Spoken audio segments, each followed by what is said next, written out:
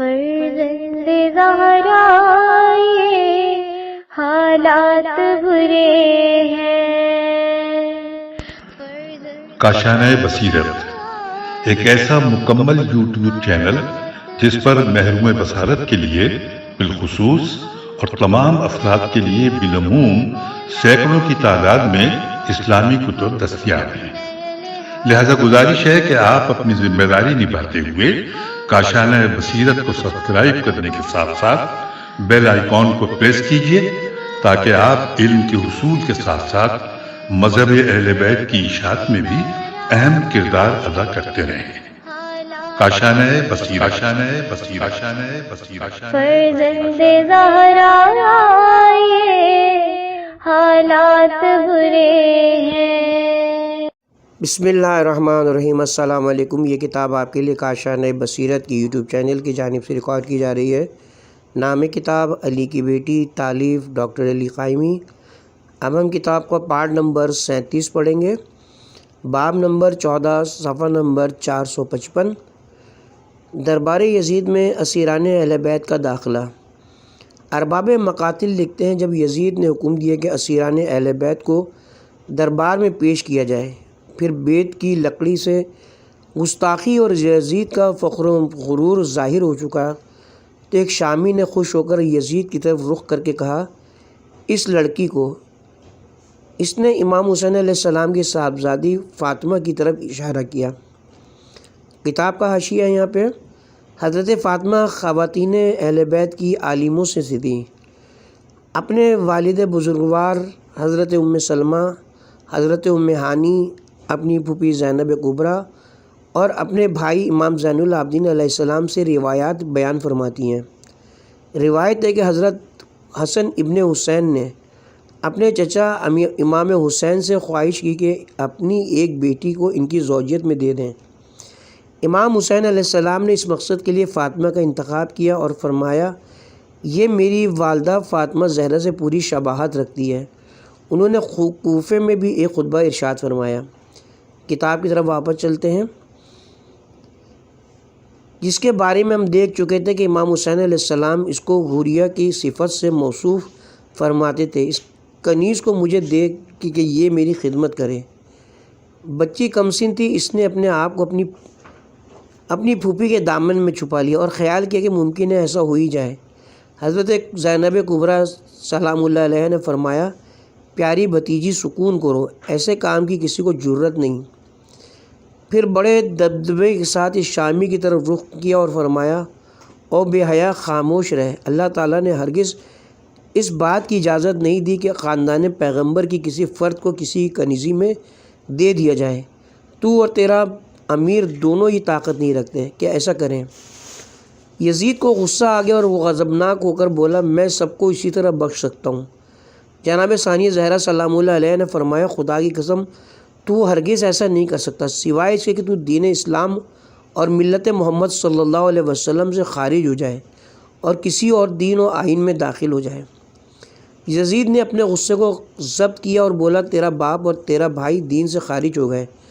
حضرت زینب سلام اللہ علیہ نے فرمایا، اے یزید، تو نے میرے باپ اور بھائی کے دین سے ہدایت پائی، تیرا دادا انہی کے ہاتھوں پر ایمان لا کر آزاد ہوا، تو میرے باپ کا آزاد کردہ ہے۔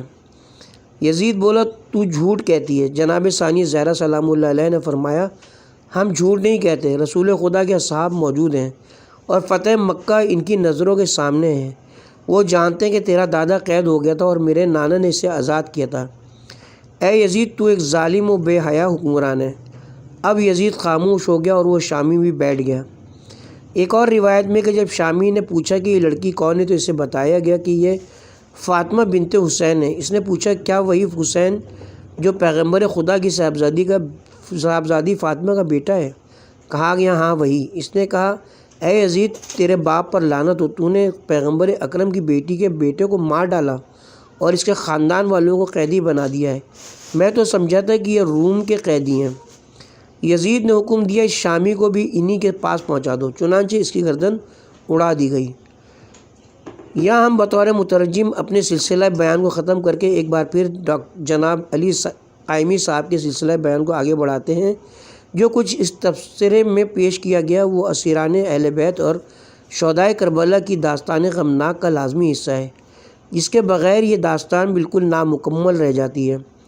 ہمارے محترم قائرین غور فرمائیں گے کہ کوفے سے شام تک کا سفر سرہائے شہداء اور اسرائے آل رسول خدا کے لیے کسی طرح بھی مصائب کربلا سے کم نہ تھا کہ اسے نظر انداز کر دیا جاتا ہے۔ اس سفر کے واقعات کا مطالعہ واضح طور پر آشکار کرتا ہے کہ یہی وہ موقع ہے جہاں ہماری مخدومہ کو ان تمام ذمہ داریوں سے عہدہ برا ہونا ہے جو شہادت جناب سید الشہداء علیہ السلام کے بعد آپ کے کاندھوں پر آن پڑی تھی، جن میں کربلا کے پسماندگان کے حوصلوں کو مصائب کے مقابلے میں برقرار رکھنا، ننھے بچوں کی نگہداشت، حاکم وقت سے مکالمہ جات اور اس کے سامنے اعلائے کلمہ حق جس سے اسے آنے والی دعوت انقلاب کا اندازہ ہو سکے۔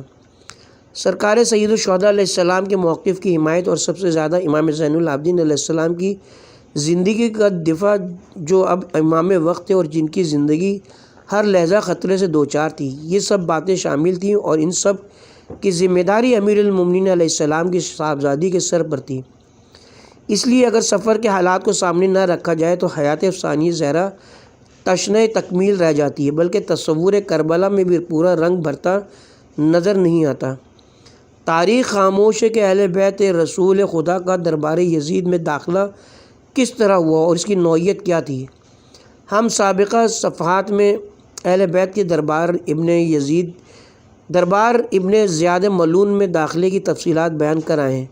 وہاں بھی ابن زیاد کے حکم سے اس قافلہ اسیران آل محمد کو روک رکھا گیا جب تک کہ اس ملون کا دربار اور کوفے کے شہر کی آرائش مکمل نہ ہوئی۔ دمشق کے سلسلے میں بھی ہم لکھائیں کہ اسیران آل محمد کو شہر اور دربار کی زینت تک باہر روکے رکھا گیا اور اس عمل کے بعد ان کو حاضر دربار کیا گیا۔ علامہ حسن رضا غدیری کتاب زینب میں داخلہ دربار کی کیفیت اس طرح بیان فرماتے ہیں: اسیران آل محمد کا قافلہ دربار یزید کے قریب پہنچا تو آغوش ظلم و استبداد کے پروردہ یزید نے حکم دیا کہ انہیں دربار میں لانے سے پہلے دروازے پر ٹھہرایا جائے۔ چنانچہ اس ملعون کے حکم پر رسول زادیوں کو مسجد اموی کے بڑے دروازے پر 3 گھنٹے تک کھڑا کر دیا گیا تاکہ لوگوں کے ہجوم میں زہرا کی بیٹیوں کی توہین ہو۔ اس پر ہی اکتفا نہ کی گئی بلکہ یزید نے اپنے جلادوں کو یہ حکم بھی دیا کہ رسول زادیوں کو رسیوں میں اس طرح جکڑ دیا جائے جیسے جانوروں کو باندھ دیا جاتا ہے۔ امام زین العابدین علیہ السلام کی گردن میں جو رسی ڈالی گئی وہ حضرت زینب اور دوسری بیویوں کی گردنوں سے متصل کر کے نہایت زور سے باندھی گئی تاکہ قیدی اپنے ہاتھ پاؤں بھی نہ ہلا سکیں، اور ایک جلاد کو مقرر کیا گیا جو باری باری ہر قیدی کو نہایت بے دردی کے ساتھ تاجانے لگاتا رہا۔ اسی کیفیت میں اولاد رسول کو دربار یزید میں لایا گیا۔ اس کے بعد کے واقعات ہم گزشتہ صفحات میں لکھ آئے، اس لیے ان کے دہرانے کی ضرورت نہیں۔ ہم اپنے معزز قارئین سے گزارش کرتے ہیں کہ اس منظر کو اپنے ذہن میں محفوظ رکھیں جس میں ایک شخص نے جناب فاطمہ بنت الحسین کی طرف اشارہ کر کے ان کو یزید بطور کنیز معاذ اللہ مانگا تھا۔ وہاں یزید اور ثانیہ زہرا سلام اللہ علیہ کا مکالمہ پیش نظر رکھا جائے۔ یہی وہ موقع ہے جہاں ثانیہ زہرا سلام اللہ علیہ کو جلال آ گیا اور آپ نے یزید ملعون اور اس کے درباریوں کو مخاطب ہو کر فصیح و بلیغ خطبہ ارشاد فرمایا، جسے ہم سب سے پہلے جناب علی قائمی صاحب کی کتاب سے نقل کرتے ہیں، جس کے بعد ہم دیگر کتب سے اس کی اسناد بھی حسب سابق پیش کریں گے۔ نمبر 4، صفحہ نمبر 458، باب نمبر 14۔ نمبر 4، دربار یزید میں خطبہ ثانیہ زہرا سلام اللہ علیہ۔ موجودہ بحث میں ہم پہلے دربار یزید میں ثانیہ زہرا کا خطبہ پیش کرتے ہیں، اس کے بعد دوسری بحث میں اس خطبے کی تشریح پیش کریں گے۔ کتاب بلاغت النساء صفحہ نمبر 21 تا 23، کتاب علام النساء جلد نمبر 2 صفحہ نمبر 95 تا 97۔ حمد و سپاس صرف اللہ تعالیٰ کے لیے مخصوص ہے جو عالمین کا پروردگار ہے، اور اللہ کی طرف سے درود اور رحمت و اس کے رسول محمد صلی اللہ علیہ وآلہ وسلم پر اور ان کی تمام اہل بیت پر بھی۔ خداوند سبحانہ و تعالیٰ نے سچ فرمایا اور وہ اسی طرح فرماتا ہے، جو لوگ بدیوں کے مرتکب ہوئے وہ اپنے انجام کو پہنچے، جنہوں نے اللہ تعالیٰ کی آیات کو جھٹلایا۔ سورہ روم آیت نمبر 10۔ اور ان کا تمسخر و استہزاء کیا۔ اے یزید، کیا تو یہ گمان کرتا ہے کہ ہمیں قید کر کے تو نے ہم پر زمین اور آسمان کی فضا کو تنگ کر دیا ہے، کیونکہ تو نے ہمیں قید کر کے شہروں اور بازاروں میں پھرایا ہے؟ کیا تو خیال کرتا ہے کہ تیرے اس عمل سے ہم اللہ تعالیٰ کے حضور ذلیل ہوئے ہیں؟ اور اس طرح کیا تو نے اللہ کے سامنے اعزاز و منزلت حاصل کی ہے؟ نیز کیا تو نے گمان کے لیے کیا کر لیا ہے کہ اپنے اس عمل سے تو نے اللہ کے حضور اتنا بڑا کام سر انجام دیا ہے جس نے غرور و تکبر سے تیری ناک پھلا دی ہے، اور تو بڑے غرور سے اپنے چاروں طرف دیکھتا ہے، حالانکہ تو انتہا سے زیادہ خوش اور مسرور ہے۔ کیا تو دنیا کو آباد اور اپنی مرضی کے مطابق پاتا ہے؟ اور کیا تو سمجھتا ہے کہ دنیا کے تمام امور تیری مرضی و منشا کے مطابق انجام پاتے ہیں؟ نیز کیا تو سمجھتا ہے کہ ہمارے مقام و منصب کو تو نے درست جانا ہے؟ یزید، ذرا غور کر اور ان خیالات باطل سے اجتناب کر۔ کیا تو فرمان خدائے بزرگ و بالا کو بھول گیا جبکہ وہ فرماتا ہے، جو لوگ کفر و بے دینی کے میدان میں قدم رکھتے ہیں یہ گمان نہ کریں کہ جو مہلت ہم نے انہیں دی ہے وہ ان کے فائدے میں ہے، بلکہ ہم نے انہیں اس لیے مہلت دی کہ انہیں اپنے گناہوں میں اضافے کی فرصت زیادہ ملے اور ذلیل کرنے والا عذاب ان کے لیے مہیا ہے۔ سورہ آل عمران آیت نمبر 178۔ اے ہمارے آزاد کیے ہوئے لوگوں کی اولاد، کیا یہ انصاف ہے کہ تو نے اپنی عورتوں اور کنیزوں تک کو تو پس پردہ بیٹھا رکھا ہے، لیکن رسول خدا کی بیٹیوں کو نامحرموں کے درمیان قیدی بنا رکھا ہے؟ ان کے پردہ حرمت کو تو نے پارا پارا کر دیا ہے، ان کے چہروں اور صورتوں کو، ان کے لباس کو خراب کر کے بے پردہ کر دیا ہے، یہاں تک کہ دشمنان خدا ان کو دیکھتے ہیں۔ انہیں تو نے شہر با شہر پھرایا ہے، حتیٰ کہ شہروں اور دیہاتوں کے باشندے ان کو دیکھتے ہیں، اور دور و نزدیک کے لوگوں نے انہیں تماشا بنا رکھا ہے۔ ان کے ذلیل و شریف لوگ ان کی طرف اپنی آنکھوں کو کھولتے ہیں۔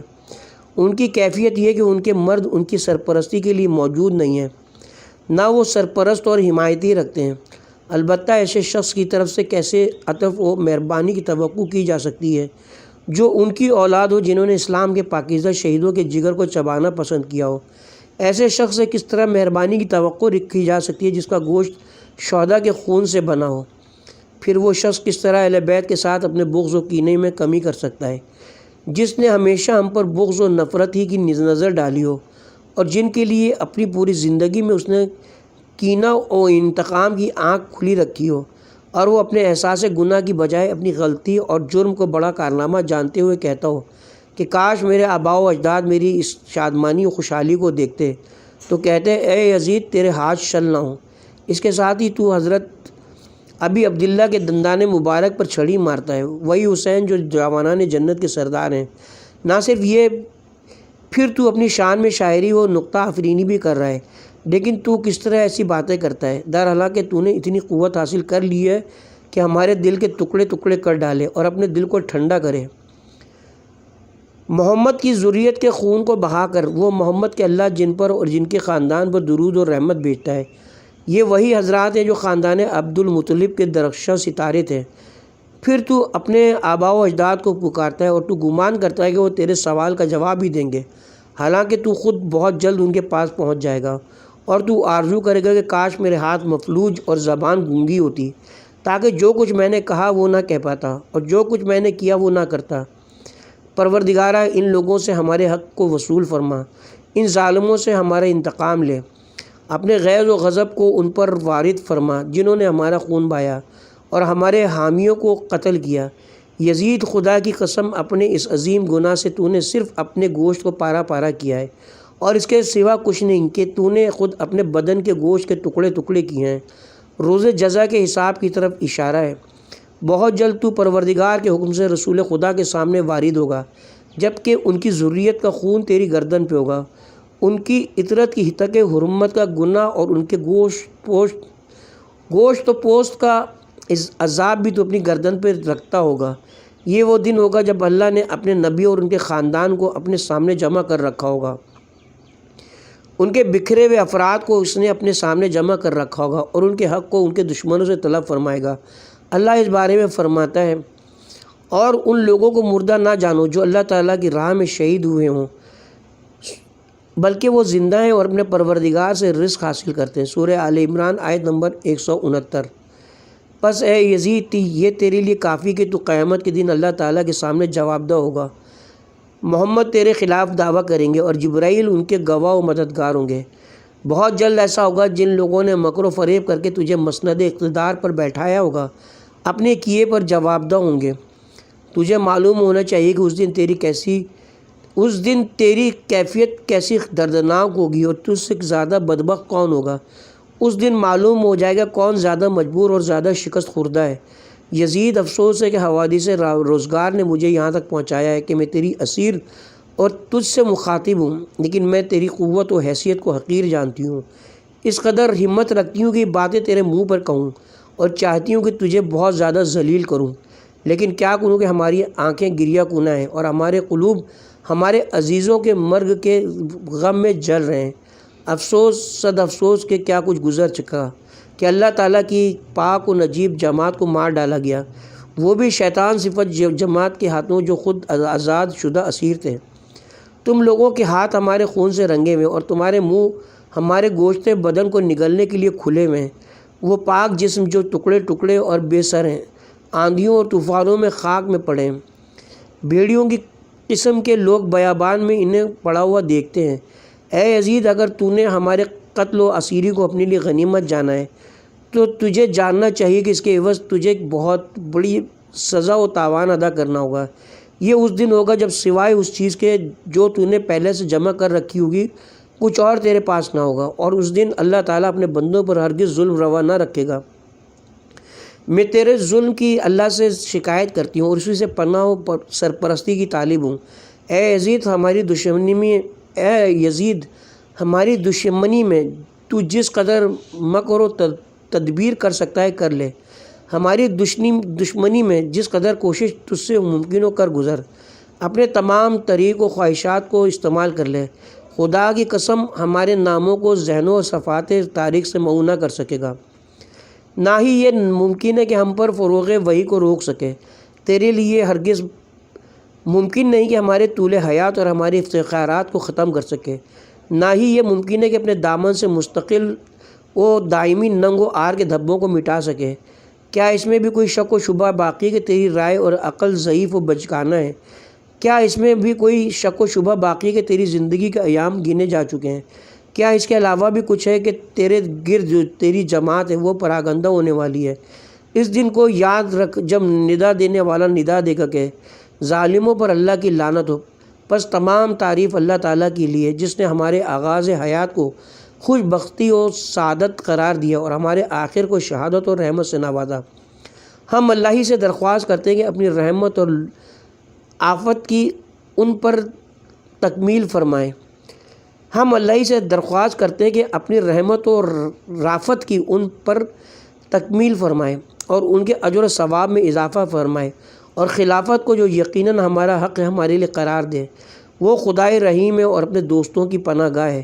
اللہ ہماری حمایت کے لیے کافی ہے اور وہ سب سے بہترین مددگار و مدافع ہے۔ اس کے ساتھ ہی یہاں پہ کتاب کا حاشیہ ہے۔ ثانی زہرا سلام اللہ علیہ کے اس خطبے کو کم و بیش تمام مورخین نے اپنی تالیفات و تصنیفات کی زینت بنایا ہے۔ اگر کوئی اختلاف ہے تو وہ بھی صرف معمولی الفاظ کا ایسا اختلاف ہے جس سے خطبے کے معنی بالکل اثر انداز نہیں ہوتے، بلکہ ہم تو اس حقیقت کو اس موضوع کا ایک معجزہ خیال کرتے ہیں کہ کم و بیش 14 صدیاں گزر جانے کے باوجود جس عرصے میں مختلف قسم کے حوادث تاریخ نے جنم لیا، جن کے نتیجے میں سلطنتیں اور بڑی بڑی طاقتیں تہو بالا ہو گئیں، موضوع کا یہ خطاب اپنی اصلی نوعیت میں قائم ہے اور دنیا بھر کے دانشوروں کو دعوت فکر دے رہا ہے۔ ہم اپنی اس کاوش میں تمام مورخین کے بیانات اور تخیل تو پیش نہیں کرنا چاہتے، صرف علامہ سید ابن حسن نجوی صاحب کی کتاب حضرت زینب کبریٰ کے تاریخ ساز اور عہد آفرین خطبے سے، جسے ادارہ تمدن اسلام کراچی نے شائع کرنے کا شرف حاصل کیا ہے، چند اقتباسات پیش کرتے ہیں جن سے اس دور پرآشوب کے حالات اور اہل بیت رسول اکرم کے رد عمل کا کسی قدر اندازہ ہو سکے۔ نیز یہ بھی معلوم ہو جائے گا کہ یہ کوئی عام معمولی ہستیاں نہیں بلکہ ایسے حالات و واقعات و مصائب و مظالم کے سامنے بھی اپنے کردار شجاعانہ کو پوری طرح قائم رکھے ہوئے ہیں، کیونکہ اسی کردار کی وجہ سے دین اسلام زندہ ہے اور زندہ رہے گا۔ علامہ اقبال نے کیا خوب کہا ہے، حدیث عشق در باب است کربلا و دمشق، یک حسین رقم کرد دیگر زینب۔ اور یہ وہی حسین ہے جس کے لیے شاعر مشرق کہتے ہیں۔ بہرحال علامہ نجفی مذکور رقم طراز ہیں۔ سفیانی خاندان نے دمشق کے علاقے پر کوئی 35 برس حکومت کی، مگر اتنے طویل عرصے میں انہوں نے اہل بیت رسالت کو کبھی بھی وہاں کی عوام سے متعارف نہیں ہونے دیا، مگر جب بیمار کربلا حضرت امام زین العابدین علیہ السلام اور جناب زینب عالیہ کی قیادت میں آل محمد کا لوٹا ہوا قافلہ کوفے میں داخل ہوا اور متجدد ذہنوں تک دختر فاطمہ کی تقریر کے ذریعے ضمیروں کو جھلا دینے والی وہ آواز پہنچی اور حقیقت کھلی، تو وہیں سے ایک تحریک نے جنم لیا۔ بشر ابن خزیم اسدی واقعات کے ایک چشمدید گواہ ہیں اور ان کا بیان اس حقیقت کا ثبوت ہے۔ اس زمانے کے ایک مشہور شخص سہل شہرزوری نے جب ایک سن رسیدہ آدمی سے دریافت کیا کہ یہ قیدی کون ہے اور کہاں سے لائے گئے ہیں، تو اس نے برجستہ چند شعر کہہ کر سنائے۔ درد اور جذبے میں ڈھلا ہوا ایک فکر انگیز شعر یہ تھا: خاندان ہاشم کے فرد فرید اور نینوا کے شہید کے قتل نے مسلمانوں کے گلے میں ذلت کا طوق ڈال دیا اور واقعاً یہ پوری قوم رسوا ہو گئی۔ بغاوت کے آثار کوچہ و بازار سے گزر کر ابن زیاد اور اس کے اصحاب پر طاری ہو چکے تھے۔ نیز بقول مورخ طبری جس لمحے خانوادہ اہل بیت کو اس کے سامنے لایا گیا، اس وقت رسول کے صحابی زید بن ارقم دربار میں موجود تھے، اور جب انہوں نے قیامت کا یہ منظر دیکھا تو ابن زیاد پر برس پڑے اور پھر باہر نکل کر لوگوں سے کہنے لگے: عرب کے بہادر سپوتوں، آج سے تو تم اپنے جیسے انسانوں کے غلام بن گئے ہو۔ تم نے پسر مرجانہ کو اپنا حاکم بنا کر فرزند فاطمہ کو قتل کروایا۔ ہائے کس طرح بری طرح تم نے اپنے آپ کو ذلیل و خوار کیا ہے۔ کوفے کے بھرے بازار میں جناب ثانی زہرا کے خطاب سے ایک ہلچل مچ گئی اور پھر یہ اضطراب میں طوفانی کیفیت اختیار کرنے لگا۔ نیز اس لوٹے ہوئے قافلے کو جب کوفے سے دمشق کی جانب روانہ کیا گیا تو راستے میں جو بستی آئی، جو شہر پڑا، اور وہاں کے رہنے والوں کو جب معلوم ہوا کہ فوج کی نگرانی میں لائے جانے والے اسیر اہل بیت عصمت و طہارت، تو بلا اختلاف مذہب و ملت، مسلم اور غیر مسلم، سب نے مل کر حکومت کے خلاف محاذ لگائے۔ اور جب یہ قافلہ دمشق پہنچا تو ایک طرف تو یہ محسوس ہو رہا تھا کہ جیسے ان قیدیوں کو تباہ و برباد کرنے میں کوئی کسر نہ رکھی گئی، اور دوسری جانب یہ شعور عام تھا کہ دارالسلطنت کو سجانے کے لیے حکومت نے اپنا سارا خزانہ لٹا دیا ہے۔ اسیران اہل بیت کو سب سے بڑے بازار کے مرکزی حصے باب الساعات کی طرف سے لے جایا جا رہا تھا کہ ایک جگہ ابراہیم ابن طلحہ نامی ایک شخص نے حضرت سید سجاد سے دریافت کیا: من الغالب، اس مارکے میں جیت کس کی ہوئی؟ امام نے کمال اطمینان کے ساتھ جواب دیا: جب نماز کا وقت آ جائے تو اذان کہہ کر نماز کے لیے کھڑے ہو جانا، خود ہی معلوم ہو جائے گا فتح کس کی ہوئی۔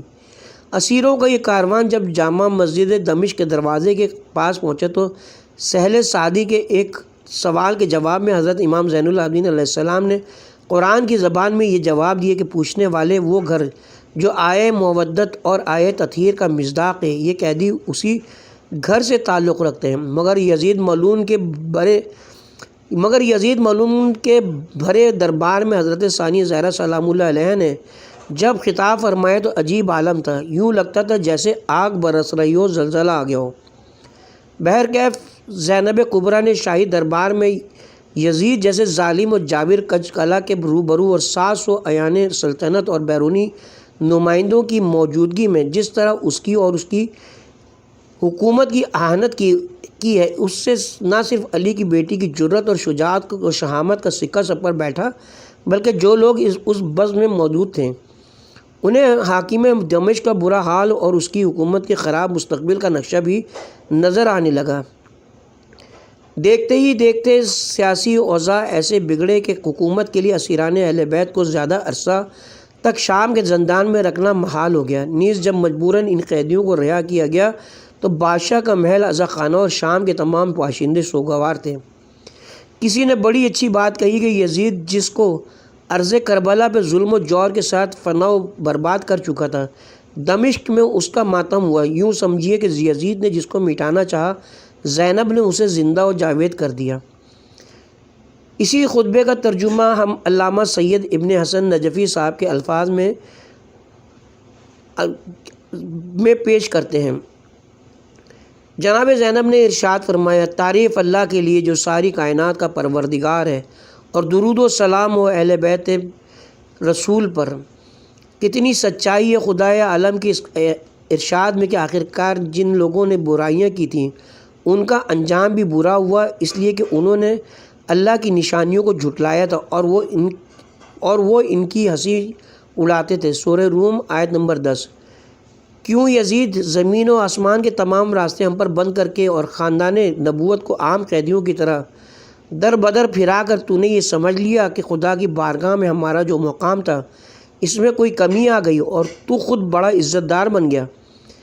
پھر تو اس خام خیالی کا شکار ہے کہ وہ المیہ جس سے ہمیں تیرے ہاتھوں دو چار ہونا پڑا، اس سے تیری وجاہت میں کچھ اضافہ ہو گیا، اور شاید اسی غلط فہمی کے باعث تیری ناک اور چڑھ گئی اور غرور کے مارے تو اپنے کندھے اچکانے لگا۔ ہاں، یہ سوچ کر کہ تو خوشی سے پھولے نہیں سما رہا ہے کہ تیری مستبدانہ حکومت کی حدیں بہت پھیل چکی ہیں اور تیری سلطنت کی نوکر شاہی بڑی مضبوط ہے، اور ہو سکتا ہے کہ تو یہ بھی سمجھ بیٹھا ہو کہ خلاق عالم نے تجھے بغیر کسی خطرے کے پھیل کر اطمینان سے اپنا حکم چلانے اور من مانی کرنے کا یہ موقع دیا ہے۔ ٹھہر یزید ٹھہر، ایک دو سانس اور لے لے، پھر دیکھنا کیا ہوتا ہے۔ دراصل تو رب ذوالجلال کے فیصلے کو بلا بیٹھا ہے کہ کفر کی راہ اختیار کرنے والے یہ گمان نہ کریں کہ ہم جو انہیں مہلت دیے جاتے ہیں وہ ان کے حق میں کوئی بہتری ہے۔ ہم تو انہیں اس لیے ڈھیل دے رہے ہیں کہ یہ خوب جی بھر کر گناہ سمیٹ لیں، اس کے بعد ان کے واسطے سخت ذلت آمیز سزا اور رسوا کرنے والا عذاب ہے۔ سورہ آل عمران آیت نمبر 178۔ اے ہمارے آزاد کیے ہوں کے جائے، کیا یہی عدل ہے؟ اسی کو انصاف کہتے ہیں کہ تیری عورتیں اور کنیزیں تک تو پردے میں ہوں اور نبی زادیوں کی چادریں چھین کر انہیں بے پردہ سربرہنہ ایک شہر سے دوسرے شہر کشاں لیے جایا جائے۔ ہاں یزید، تو نے ہی ہمیں اس حال تک پہنچایا ہے۔ ہم بے وارثوں کا قافلہ جس جگہ پہنچتا ہے وہاں تماشائیوں کا ٹھٹ لگ جاتا ہے۔ ہر قسم کے لوگ، ہر طرح کے آدمی راہ منزل جوک در جوک، دور اور نزدیک سے ہمیں دیکھنے کے لیے جمع ہو جاتے ہیں۔ اس کارواں کا نہ کوئی ساتھی ہے، نہ حمایتی، نہ دوست، نہ نگہباں۔ ہاں، مگر جس کا تعلق ہمارے بزرگوں کا کلیجہ چبانے والوں سے ہو، اس سے اس روح اور رعایت کی کیا توقع ہو سکتی ہے، اور جس کا گوشت پوست ہمارے شہیدوں کے لہو سے اگا ہو، بھلا اس کے دل میں ہمارے لیے کوئی نرم گوشہ کہاں سے پیدا ہو سکتا ہے؟ ہاں، جو اہل بیت کی عصمت و طہارت کی دشمنی میں انگاروں پر لوٹ رہا ہو، اس سے کبھی یہ امید باندھی جا سکتی ہے کہ وہ حقیقتوں کے بارے میں کبھی ٹھنڈے دل سے غور بھی کرے گا۔ اے یزید، تو احساس جرم کے بغیر اور جس ڈھٹائی سے کہتا جا رہا ہے کہ اگر اس وقت میرے اسلاف مجھے دیکھتے تو کتنے شاد ہوتے، وہ مجھے شاباشی دیتے اور کہتے، یزید تیرے دست و بازو کو نظر نہ لگے، تو نے محمد کے گھرانے سے کیا خوب انتقام لیا ہے۔ یزید، تو جو کچھ کہہ رہا ہے اور جو کچھ کہتا چلا جا رہا ہے وہ تیری اندرونی کیفیت کا اظہار ہے۔ ذرا دیکھ تو صحیح بے ادب، اپنی چھڑی سے جس ہستی کے مقدس ہونٹوں کے ساتھ تو گستاخی کر رہا ہے، وہ جوانان جنت کا سردار ہے۔ تو نے محمد کے پیاروں کا خون بہا کر اور عبد المطلب کے چاند تاروں کو خاک میں ملا کر اپنے سوکھے ہوئے زخموں کو پھر سے ہرا اور بھرے ہوئے گھاؤں کو کچھ اور گہرا کر دیا ہے، اور اس پر تو اپنے پرکھوں کو بھی پکار رہا ہے، اپنے گڑے ہوئے مردوں کو آواز دے رہا ہے، اور اس سے بے خبر ہے کہ عنقریب تو خود اسی گھاٹ پر اترنے والا ہے جہاں وہ ہیں، اور جب تو اپنے سگوں کے پاس پہنچ جائے گا تو پھر وہ رہ کر تیرا دل یہ چاہے گا کہ کاش نہ زبان میں سکت ہوتی اور نہ ہاتھوں کو جنبش، تاکہ جو کچھ کہا ہے وہ نہ کہتا اور جو کچھ کیا ہے وہ نہ کرتا۔ پروردگارا، تو ان ظالموں سے ہمارا حق دلا دے اور ان ستم گاروں سے ہمارے بدلے چکا دے۔ بارہا جن جفا شعاروں نے ہمارا لہو بہایا ہے اور ہمارے طرفداروں کو قتل کیا ہے، ان پر اپنا غضب اور نازل فرما۔ قسم بخدا اے یزید، تو نے خود ہی اپنی کھال نوچی ہے اور اپنے ہاتھوں اپنے گوشت کی تکہ بوٹی کی ہے۔